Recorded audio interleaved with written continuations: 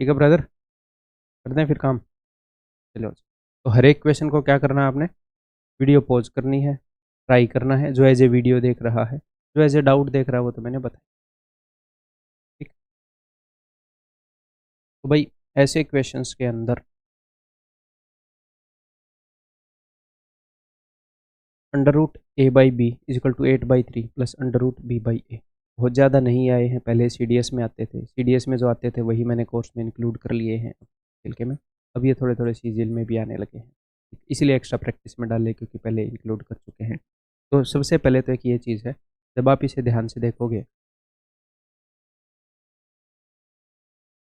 कि एक नंबर है और उसका रेसिप्रोकल है।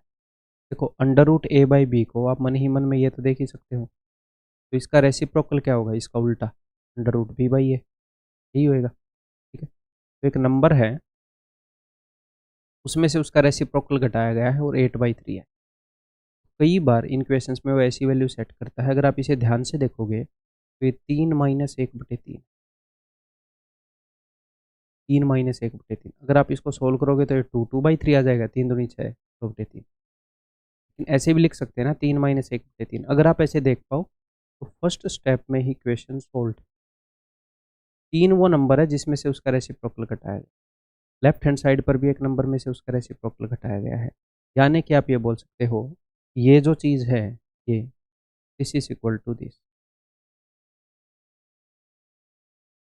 Means under root A by B equal to 3। It implies that A by B दोनों तरफ स्क्वायर करूँ इज इक्वल टू 9/1। ठीक है, ए और बी का उसने सम दे रखा है आपको, ए और बी का उसने आपको रेशियो दे रखा है, तो तोड़ लो इस 30 को 9:1 रेशियो में। 9 और 1 कितना है, 10। 10 की जगह क्वेश्चन में क्या है, 30, दोनों का सम, यानी कि रियल चीज़ें 3 गुना है। तो इसका मतलब 9 की वैल्यू 27 है, होती है 27, 1 की वैल्यू 3। वो पूछ रहा है कि भैया ए इंटू बी बता दो, तो 27 दिए। ट्रिक का नंबर 1, अगर ऐसी चीज़ मिले तो। ट्रिक का नंबर 2, सोल्व करके नहीं बताऊंगा, जस्ट बता देता हूँ, पूरा सोल्व करके नहीं दिखाऊंगा, यहाँ पर बता।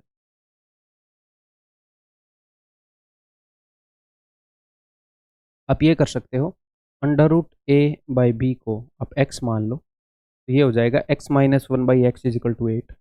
और आगे सोल्व करोगे आपको x मिल जाएगा, वही x की वैल्यू आ जाएगी 9, तो 3 आ जाएगी, under root A by B is equal to 3। And ऐसे क्वाड्रेटिक इक्वेशन सोल्व कर सकते हैं। बट इसकी हमें नीड नहीं पड़ेगी, क्यों? क्योंकि ऐसे क्वेश्चन में जनरली अगर नीड पड़े तो ठीक है। जैसे उसने आपसे पूछा है कि a इंटू बी बताओ, एग्जैक्टली a की वैल्यू नहीं पूछी, तो एक बार इसको सोल्व करने की कोशिश करें हम। देखो,